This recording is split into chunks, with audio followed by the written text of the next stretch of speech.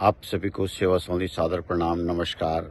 आप सभी की कुशल कामना के साथ आज का ब्लॉग बनने जा रहा है, जिसका विषय है सफलता के प्रयासों का उपज केंद्र, जिस पे मेरे पिताश्री द्वारा आपके सामने विचार व्यक्त किए जाएंगे।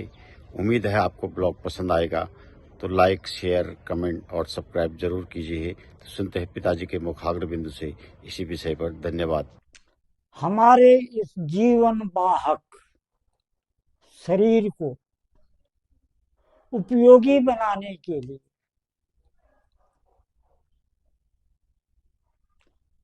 यथार्थ साधनों से यथार्थ सिद्धि के लिए साधनों से संपन्न करने के लिए कई विधि सजाया हुआ है। उनमें सबसे महत्वपूर्ण, सबसे मूल्यवान उसका परम प्रसाद है बुद्धि। उसने हमको सबसे परम प्रसाद दे रखा है बुद्धि, जिसको हम दूसरी भाषा में चैतन्यता, अक्ल, ज्ञान और ध्यान, ये सब उसी के द्वारा निर्धारित होते हैं, निर्देशित होते हैं। वही दिशा निर्देश करता है, इधर जाओ उधर जाओ, ऐसा करो वैसा करो, अपने जीवन की सफलता के लिए। इसलिए सफलता का सबसे बड़ा राज है बुद्धि का दोहन। बुद्धि में जो उपजा उसका सदुपयोग वक्त जरूरत के अनुसार सदुपयोग और मेरे जैसे व्यक्ति के मन मस्तिष्क में यह प्रेरणा दी है हमारे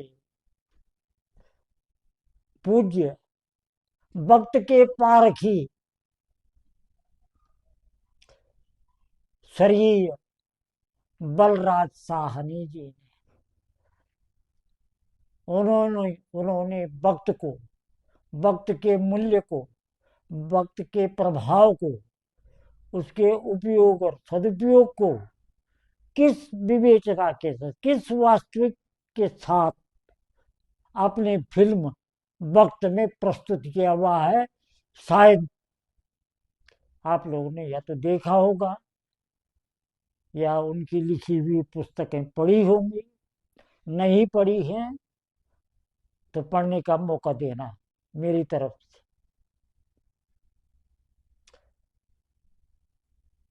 एक दंत कथा है, बुद्धि का दोहन वक्त के अनुसार। हमें इस वक्त क्या करना है? इस शरीर से प्रेम तो सबका है। मैं इस अवस्था में हो गया हूं, लेकिन दर्द हो रहा है। हर एक, चाहे कोई भी है, मृत्यु नाम सुन करके डर जाता है, जबकि मृत्यु ने तो होना ही है। कथा इस क्रम से चल रही है। एक हाथी मर गया। मान्यता है कि प्राण यमराज जी के दरबार में, न्यायालय में पहुंच जाता है। जो कुछ भी कर्म प्राणी ने मृत्यु लोक में किए, उनका लेखा जोखा रखने वाले चित्रगुप्त जी हैं। हाथी का प्राण सामने था। न्यायाधीश, कर्मों के अनुसार न्याय देने वाले यमराज के सामने। यमराज जी चित्रगुप्त जी से पूछने लगे, कहो इसको कहाँ भेजा जाए, इसके कर्म क्या हैं, किस लोक में भेजा जाए, क्या दंड दिया जाए या माफ किया जाए। चित्रगुप्त जी ने यमराज जी से कहा कि इसके आगे कुछ नहीं लिखा हुआ है।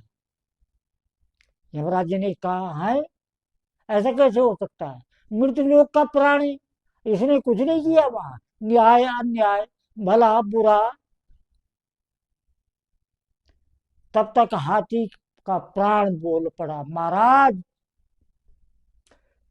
मैं शरीर से बड़ा जरूर हूं, लेकिन मैं अपनी इच्छा अनुसार कुछ नहीं कर सका। सबसे बड़ा बुद्धि वाला प्राणी है मृत्युलोक में मनुष्य, उसके आगे बड़े से बड़े ताकतवर मत्था टेकते हैं, हार जाते हैं। अगर आपको विश्वास नहीं है तो एक जिंदे मनुष्य को उठा करके ऊपर ले आओ, लेकिन ऐसा आना चाहिए जो थोड़ा बहुत संज्ञान हो, उसके लक्षण बता रहे हो कि ये बोलना जानता है। सलाह हो गई। होशियार होशियार 4 दूत मृत्युलोक भेजे गए, एक ऐसे आदमी को उठा ले, लक्षण बता रहे हो कि ये बोलना जानता है। सलाह हो गई। होशियार होशियार 4 दूत मृत्युलोक भेजे गए, एक ऐसे आदमी को उठा ले आओ जो देखने में ऐसा लगे, जिसकी वेशभूषा ये बता रही हो ये कुछ संज्ञान है, थोड़ा पढ़ा लिखा है। संयोग के साथ अपने घर से बाहर कहीं नौकरी पर रहने के वाले व्यक्ति किराए के घर में रह रहे थे। रात को सिनेमा देखने चले गए, देर से आए, छत में खटिया बिछाई और लेट गए। दूतों ने देखा बुशर्ट भी सफेद है, पैंट भी पहनी हुई है, बाल भी संवारे हुए है, जेब में कलम भी है। इसका मतलब ये व्यक्ति हमारे ऊपर जो कार्यक्रम के अनुसार विचार बने हैं सही बैठ जाएगा। और उन्होंने चुपके से चारपाई के चारों पहिए पकड़े और उड़ने लग गए। स्वाभाविक है, चारपाई में सोने वाले की नींद ने टूटना ही था। वो चैतन्य आदमी था, उसने देखा मैं आसमान में उड़ रहा हूं। तुरंत बुद्धि ने निर्णय लिया कि अगर बचने की उम्मीद में नीचे एक छलांग लगाता हूं तो भी मरूंगा, बाकी बचने का कोई दूसरा साधन तो है नहीं। अब ये जहां ले जा रहे हैं वहीं चलना है, जो परिस्थिति सामने आएगी उसके अनुसार अपने को बना देना है, तैयार कर देना है।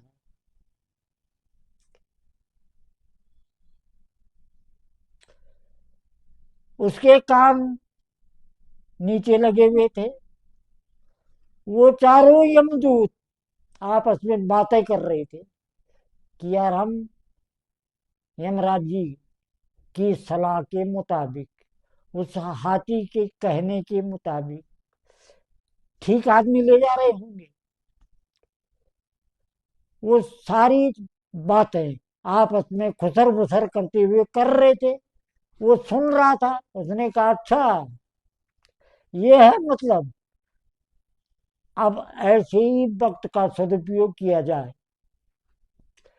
उसने जेब से कागज और कलम निकाला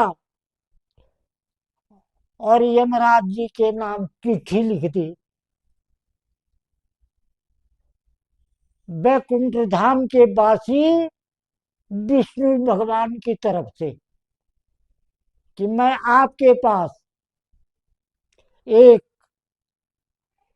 बहुत ही ज्ञानवान, सज्ञान, विचारवान पार्षद भेज रहा हूं। मेरा ये सबसे बड़ा विश्वास पात्र है। आप इससे जो सहायता लेने चाहेंगे, जो मदद से लेना चाहोगे, ये कर सकता है। और कागज को जेब में रख दी। पहुंच गई यम दरबार। सूचना मिल गई, यमराज जी का आदेश हो गया कि हाजिर करो। महाशय जी हाजिर हो गए। हाजिर होते ही यमराज जी को प्रणाम करते हुए जेब में हाथ डाल दिया, वो कागज निकाल दिया, यमराज जी की मेज में रख दिया। यमराज जी ने उसको पढ़ा। उसने कहा, अरे मूर्खो, तुम कैसे आदमी को ले आए? हमने तो कहा था मृत लोक का मनुष्य लाना, और तुम तो ये भगवान विष्णु को के पार्षद को यहाँ ले आए। उन्होंने कहा, अच्छा चलो, मेरा सौभाग्य है, वैकुंठ धाम से साक्षात विष्णु के पार्षद मेरे सामने खड़े हैं। बताओ तुम क्या सहायता कर सकते हो मेरी? वो कहने लगे, महाराज, आप जो कार्य सौंपेंगे, मैं उसको बखूबी पूरा कर सकता हूं। आप चाहें तो 2-4 दिन की छुट्टी चले जाओ। यमराज ने विश्वास कर दिया। भगवान विष्णु का नाम जहाँ आ गया था, वो भी विश्वास में आ गए, चले गए। वो महाराज जी यमराज जी की कुर्सी में बैठ गए। अब ये मरना और बचना एक पल भी रुका हुआ नहीं है। उनको उनके कर्मों के अनुसार दंड देना है, यहाँ भेजना है या वहां भेजना है या किस लोक में भेजना है, ये तुरंत निर्णय लेना पड़ता है। उसने एक रास्ता अपनाया, मन में विचार कर लिया, कलम हाथ में रखी। जो वहां गया, जो प्राण मरने के बाद, चाहे उसके कर्म कैसे थे, नीच से नीच थे, बुरे से बुरे थे, सबको स्वर्गलोक भेज दिया। सबके लिए लिख दिया स्वर्गलोक।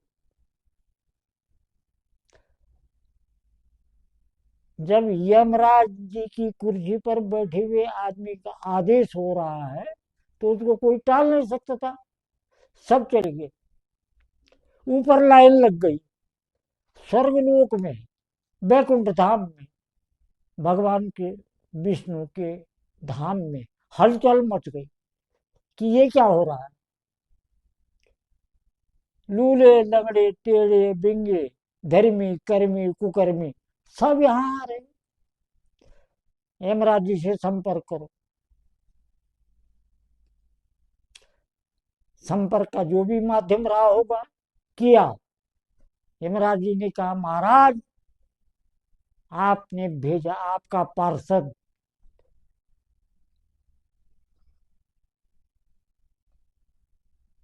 मैंने अपनी जगह पर अपने दायित्व निर्वहन में लगाया हुआ है।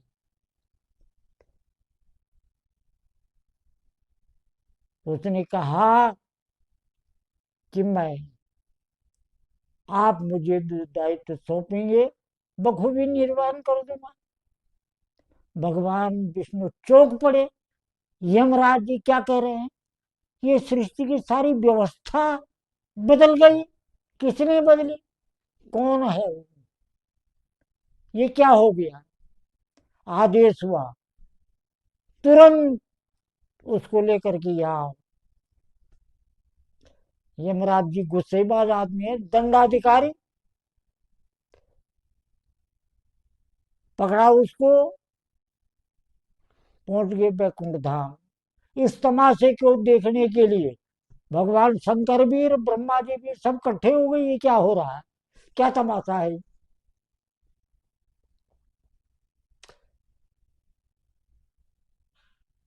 क्रोध तो यमराज जी में हो सकता था, भगवान विष्णु में तो क्रोध नाम की कोई चीज है ही नहीं। लेकिन फिर भी वो उसको देखना चाह रहे थे, इस घटनाक्रम को जानना चाह रहे थे, ये क्या हो गया। उन्होंने सहज लहजे में पूछा कि कहो भाई, तुमने झूठ क्यों बोला? तुम तो मृत्युलोक के मनुष्य हो।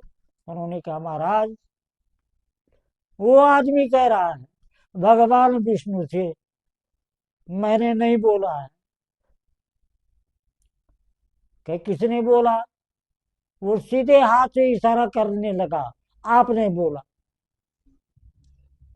भगवान विष्णु कहने लगे क्या? उसका जवाब था, बिना आपके, बिना आपकी इच्छा के, बिना आपके चाहे पत्ता भी नहीं हिल सकता है। ये आप ही के मुंह से कहा हुआ है। मेरी जीभ कैसे हिल गई? ये जीभ भी आप ही की है। झूठ आपने बोला। भगवान विष्णु चुप हो गए। दूसरा, तुमने सबको ऊपर क्यों भेज दिया? कहने लगे मैंने इनका भला किया या बुरा किया? आपने भला करने के लिए कह रखा है या बुरा करने के लिए? वहां पर भी भगवान विष्णु हार गए। यार ऐसा भी मैंने ही कहा है, सबका भला करो। अब ये दंत कथा है, शब्दों का जोड़ जतन इस ढंग से बनाया हुआ है बनाने वालों ने। मैंने भी सुना है, अब यहाँ पर व्यक्त कर रहा हूं। इससे हमको निष्कर्ष यही मिला कि वक्त के अनुसार बुद्धि का दोहन किस तरह से किया जाए, जिससे समय का सदुपयोग हो सके।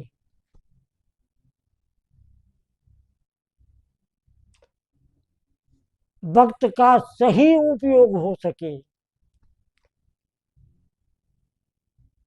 ये छोटी छोटी बातें मनगढ़ंत हैं, लेकिन इनसे हमें क्या मिलता है? हमें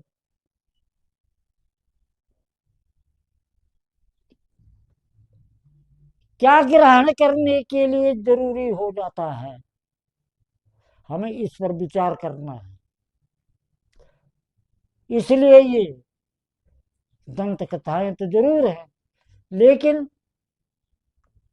इसका प्रस्तुतिकरण और उस प्रस्तुतिकरण में निष्कर्ष ग्रहण करने योग्य जरूर होते हैं।